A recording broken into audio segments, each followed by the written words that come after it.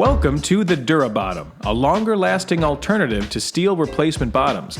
In order to get the longest life out of the Dura-Bottom and to ensure a safe installation, we recommend following the exact steps in this video.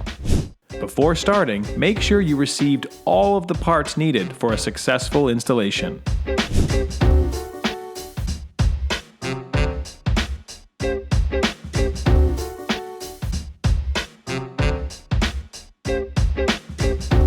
You'll need the following tools to install the Dura-Bottom.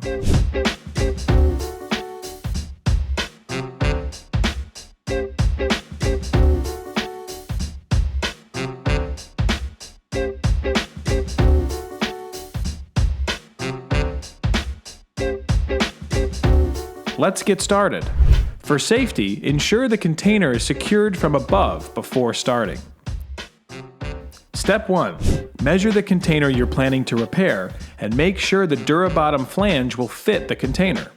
The flange is designed to have a 3-inch variance to accommodate odd-sized containers and a side labeled front that will align with the front of the container. Step 2. Using a plasma cutter or torch, remove the existing rusted-out bottom at least 6 inches from the bottom of the container. It's critical to have a clean-cut edge for a successful install. Tack weld and angle iron at the cut line to ensure a clean cut. Step 3.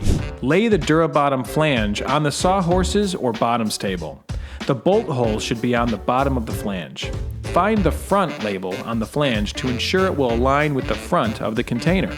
If using sawhorses, check that the flange is securely on the sawhorses before proceeding. Step 4. Using a forklift, lower the container just above the Dura-Bottom flange.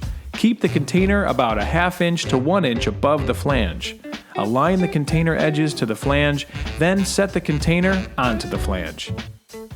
Step 5. With the container supported by the forklift, tack weld all 4 corners of the container to the Dura-Bottom flange. Step 6. Once the corners are tacked, proceed to weld the entire outside perimeter of the container to the flange. Step 7.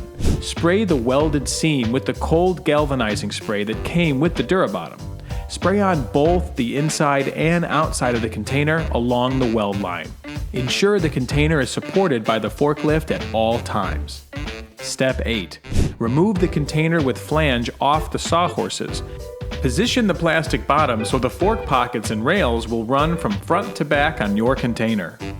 Ensure the plastic pan is secure on the sawhorses before proceeding. Step 9. Run the caulk that came with your Dura-Bottom around the surface of the pan where it will come in contact with the flange. Ensure the sealant is run on the inside of the holes. Use a moderate to heavy bead of caulk. Step 10. Using the forklift, place the container with the flange just above the Dura-Bottom plastic, about 1 to 2 inches above the pan.